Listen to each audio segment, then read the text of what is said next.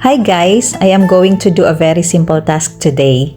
I am going to cover the booklets of my youngest with a transparent plastic, just like the way you do for your children or probably siblings. These are the tools and materials I am going to use. As you can see, these are the same tools and materials I am using in making a box. And here's my easy way of doing it. Just place the booklet on top of the plastic cover. Leave extra space around the edges of the booklet. That will be enough to wrap around the booklet. Since I have a roll of plastic here, I am getting the measurements for all the booklets that will be covered so I can cut the plastic all together. Then I cut it straight with a scissor. And to make it several pieces, I used cutting mat, metal ruler, and cutter to carefully cut the plastic cover to the appropriate size based on the measurement of each booklet.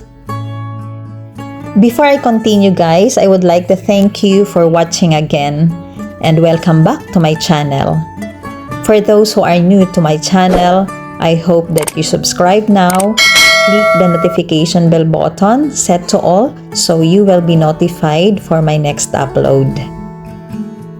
Okay guys, now let us start. These are the booklets I'm going to cover. And I start the work by placing the booklet in the center of the cut plastic cover, ensuring that there's an equal amount of excess plastic on all sides of the booklet. Then, to avoid moving the booklet and it stays on the middle of the plastic, I put double-sided tape on the back cover of the booklet.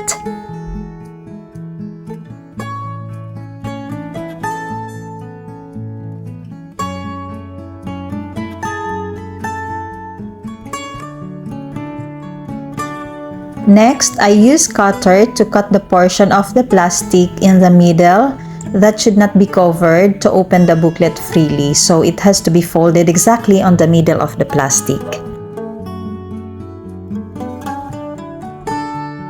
Then, to double lock the booklet and avoid moving when covering the other side, I also put a tape or double-sided tape on the middle side of the booklet. As you notice guys, I am not opening the booklet during covering. I just turn it upside down. That is to avoid making it curve and maintain its proportion and make it flat on the plastic to achieve a smooth surface and properly covered.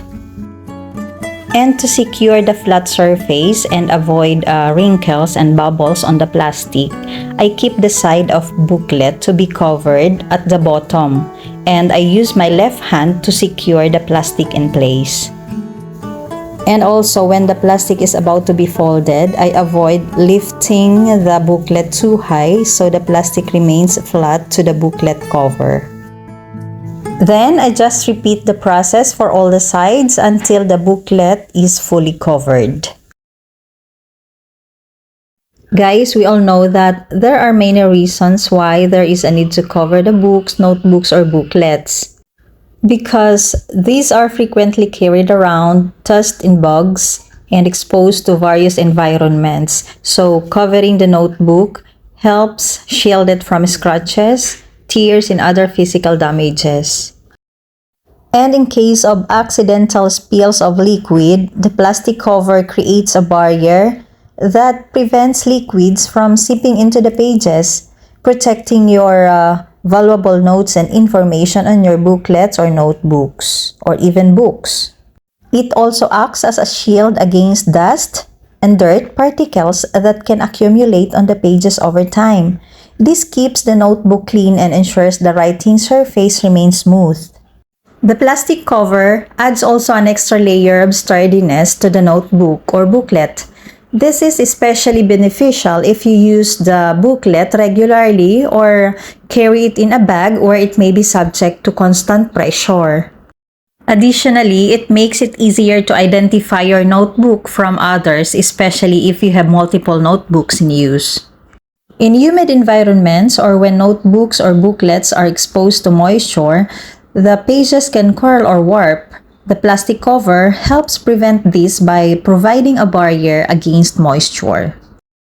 And if it is used in professional settings, a well-covered and clean notebook or booklet presents a more polished and organized appearance. Some enjoy the aesthetic aspect of having a clean, well-protected notebook or booklet. A plastic cover can make the notebook look neat and attractive.